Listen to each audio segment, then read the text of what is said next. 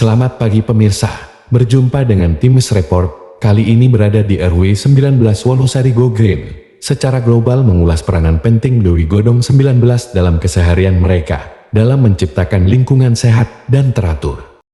Adapun sejarah terbentuknya grup musik etnik Dewi Godong 19 dan beranggotakan 19 orang lansia, inilah yang menjadi pokok pembahasan reporter majalah Times Indonesia. Berikut bincang-bincang santai bersama Dewi Godong 19. Perannya di Kampung Gelintung itu bagaimana, kesehariannya bagaimana, kayak gitu Bu.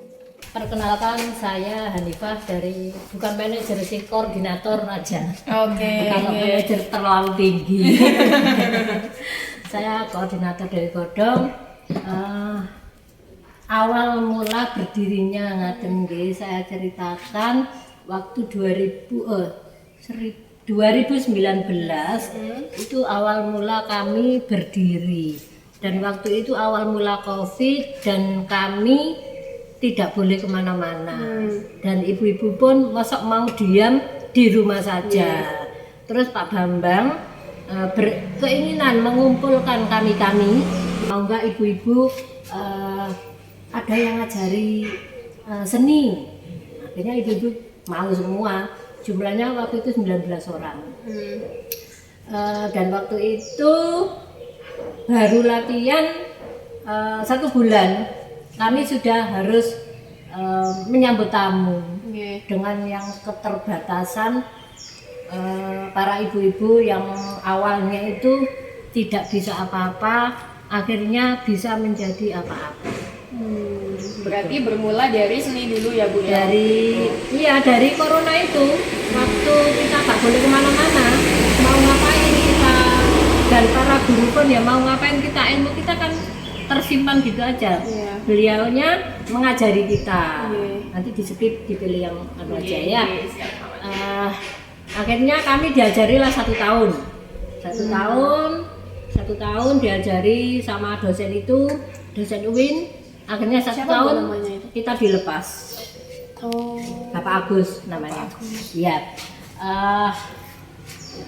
Dilepas 1 tahun, kita dilepas sudah 1 tahun. Akhirnya beralih ke suaminya Bu ini yang pegang bass. Jailani. Namanya Pak Jailani, yang Ibu mendampingi sampai saat ini.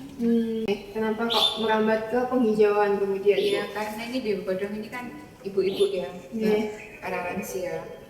Terus kita bergerak di bidang penghijauan. Jadi bantuin untuk gotong royong seperti di kebun itu, nanam-nanam. Makanya dinamakan Dewi Godong. Godong itu kan daun. Daun kan bahasa Jawa. Ya seperti itu. Kemudian untuk lahan-lahan yang digunakan di sini itu di mana aja Bu kira-kira untuk menanam? Di sini ada juga di kebun toga itu dikelola juga ibu-ibu Dewi Godong dan juga ibu Desa Wisma. Terus Desa Wisma. Kita kan di sini juga punya Desa Wisma. Terus di jalan-jalan poros ini semua rumah-rumah menanam, diwajibkan ada. Itu peraturan dari Dari lingkungan. wajib menanam ya Bu ya, setiap rumah. Iya. Kemudian Terus ada juga di kebun Garuda itu ya dikelola oleh lingkungan, dan Dewi Godong juga membantu di situ. Ada piketnya harian. Di situ kita kayak urban farming gitu Mbak. Kemudian Bu untuk mungkin dana untuk menanamnya itu apakah dari kas desa atau bagaimana gitu? Ini seperti ini Mbak, misalnya kan seperti kayak bukan ini yang paling rajin ya di kebun, ini nanam-nanam itu, nanti hasilnya kita mengumumkan di warga kalau mau pas panen, kalau mau beli boleh, atau mungkin dijual di luar seperti ya. Jadi temennya banyak catering, jadi dijual ke catering. Jadi dari situ kita putar. Kemudian untuk penanaman ini sudah berlangsung sejak tahun berapa Bu? Ya sejak itu COVID itu ya Bu. 2019. Itu baru masifnya di situ. tanamannya dulu baru ada Dewi Godong. Kemudian kemarin kan Pak Bambang juga sempat cerita kalau misal bukan di RW sini deh kalau nggak salah ya, yang beliau mewajibkan satu rumah satu tanaman itu Bu. Di sini juga Oh dilakukan iya, RW awalnya juga. itu awalnya juga Awalnya iya ya. sama. Awalnya kami juga wajib menanam untuk satu rumah satu pohon. Terus itu menjadi apa ya namanya, kesepakatan warga dan keharusan gitu. Setiap rumah harus menanam karena semakin banyak menanam itu semakin banyak oksigen yang kita hasilkan. Itu adalah sedekah yang kita tidak memerlukan uang. Jadi pahalanya terus mengalirkan dengan menanam satu pohon. Pohon itu hidup, bahwa akan mengeluarkan oksigen dan dihirup oleh manusia yang lain. Oh kayak gitu. Ya. Kemudian Bu, sebagai warga biasa mungkin Bu kan kesadaran tentang penghijauan ini mungkin kan tidak dimiliki oleh semua masyarakat di Kota Malang ya Bu. Nah, ada nggak sih Bu, apa menurut jenengan hal sederhana kita sebagai warga mungkin lakukan apa dari hal kecil sendiri gitu Bu untuk menyediakan RTH di rumah masing-masing? Karena Bagaimana? gini kan habis COVID, jadi butuh oksigen gratis gitu. Kata orang-orang kerja bakti kok, ya harus kerja bakti seminggu sekali. Apalagi kita kan sering ada menteri-menteri datang, ada menteri-menteri kerja bakti, semangat.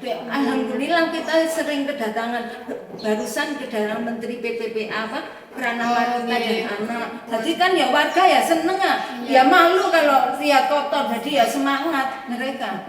Iya gitu. Ada juga yang mau nanam, ada juga yang tidak mau nanam. Tetapi dari kami seksi lingkungan hidup ini tetap akan menanamkan. Gak gelem nanam ya tak tanam no. Ya saya yang merawat bersama teman-teman lingkungan itu tadi. Lama-lama mungkin dia malu, akhirnya maulah untuk tergerak untuk menanam. Seperti dulu yo, gak langsung jadi hijau begini.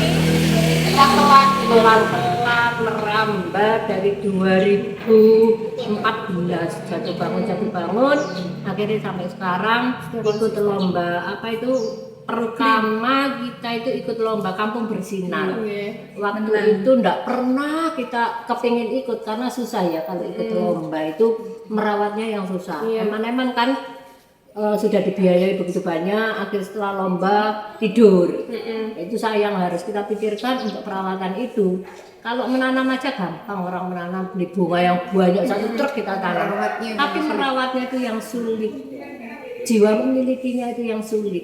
Kemudian Bu, kalau misal hubungan antar warga berarti erat ya Bu, karena ada gotong royong dan sebagainya, itu salah satu dampak juga ya Bu ya. Kalau di Wonosari ini rasanya itu RT 1, 2, 3 kayak saudara semua. Iya.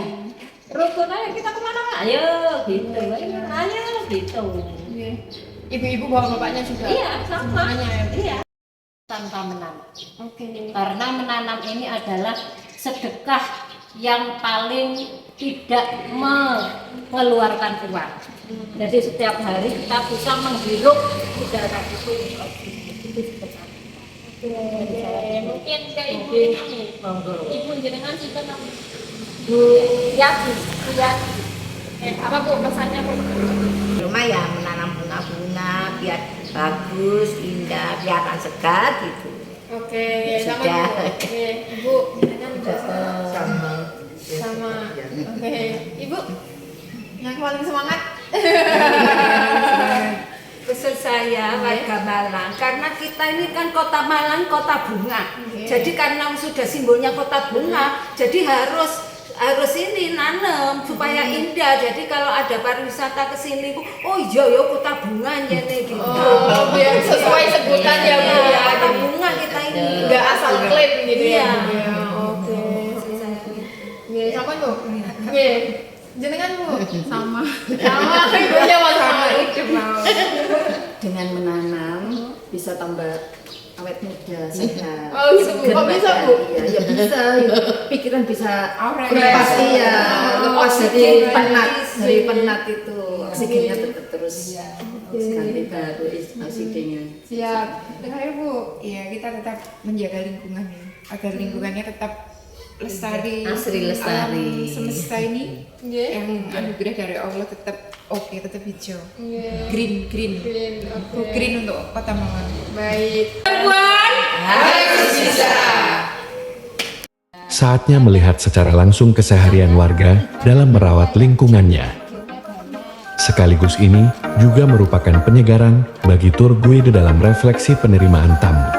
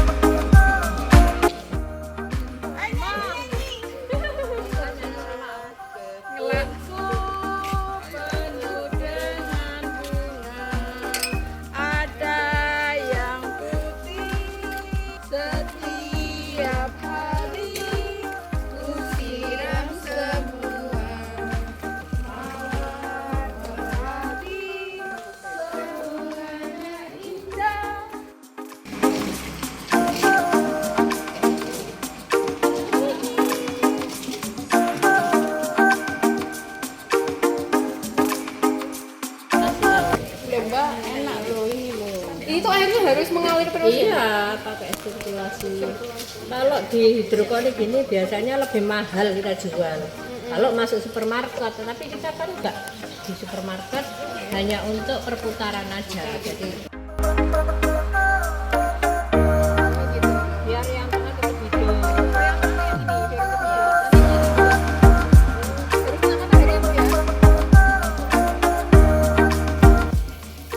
Demikian liputan reporter majalah Times Indonesia bersama Dewi Godong 19. Semoga memberikan nilai tambah bagi RW 19 Wonosari Go Green. Terima kasih, sampai jumpa lagi.